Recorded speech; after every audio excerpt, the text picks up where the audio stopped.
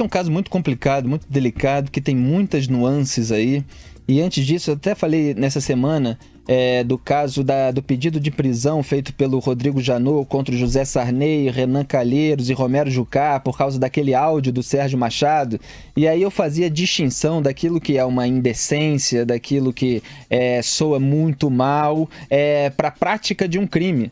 E na época eu era colunista da Veja, fiz, se vocês procurarem na internet, análise 2 pontos. Janot banaliza pedidos de prisão. Fiz uma análise de todo o conteúdo daquela gravação para mostrar que não havia crimes cometidos, e eu não tenho a menor simpatia por Romero Jucá, por Renan Calheiros e por José Sarney, mas a gente tem de distinguir, porque hoje são eles, amanhã pode ser alguma pessoa, vocês, que vão estar sendo acusados de um crime em função de uma grosseria, em função de uma indecência, obviamente não igual àquelas da qual eles estavam falando, de estancar sangria e etc.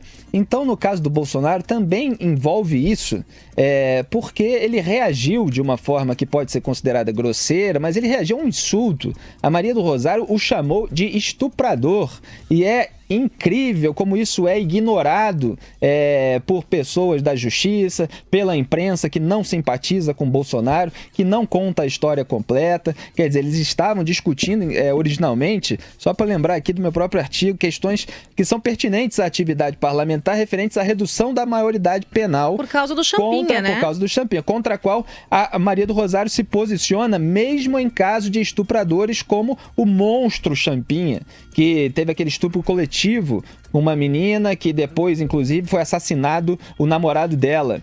Então, um caso bizarro, e o Bolsonaro estava mostrando como é um absurdo você defender a manutenção da idade penal que deixa essa gente impune como Champinha. E a Maria do Rosário estava do outro lado, quer dizer, defendendo a impunidade do estuprador. E o Jair Bolsonaro tem projeto de castração química de estuprador. Aí o sujeito é acusado de apologia do estupro porque fez uma ironia grosseira em resposta a um insulto. Quer dizer, você tem, inclusive, legalmente atenuante de reação a um insulto. O STJ não entendeu isso, incrível, não né? entendeu isso, e eu até estava separando aqui um trecho da relatora do caso, a ministra Nancy Andrighi, não sei como é que se pronuncia esse sobrenome, que ela votou contra o recurso do Bolsonaro, e ela disse assim: a expressão "não merece ser estuprada" constitui uma expressão vil que menospreza a dignidade de qualquer mulher, como se uma violência brutal pudesse ser considerada uma benesse, algo bom para acontecer com uma mulher.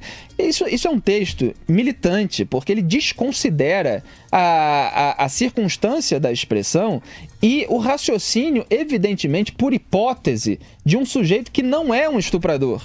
Então, o Bolsonaro, inclusive, numa entrevista, numa dessas situações em que ele está sendo acusado, ele disse, ele disse claramente, eu não sou estuprador, mas se fosse, não iria estuprar porque não merece. Eu, na época, até falei assim, vem cá, na frase, se eu fosse um assassino, não mataria fulano porque ele não merece, segundo o STF, eu seria um apologista do assassinato? Se eu dissesse, se eu fosse assaltante, não assaltaria Beltrano porque ele não merece, seria um apologista do assalto?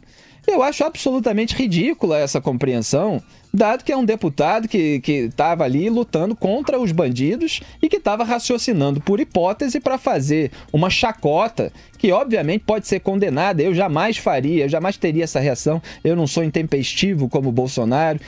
Eu calcularia o que responder de uma maneira que colocasse a Maria do Rosário com elegância no seu devido lugar. Mas eu entendo que ele tenha feito isso e que isso não seja um crime, por mais que a gente possa condenar essa prática. Agora, infelizmente, no Brasil, quando as pessoas não gostam de alguém, elas aceitam que se conte toda a mentira sobre elas. E elas aceitam, inclusive, que sejam punidas criminalmente em função de uma grosseria qualquer. E isso é um absurdo. A gente precisa defender a verdade, seja quem for o envolvido. Seja Romero Jucá, José Sarney, Renan Calheiros, até Lula. Quando o Ministério Público de São Paulo pediu a prisão do Lula por uma razão que eu considerava ilegítima, que não era certa, ele tem várias razões para ser preso.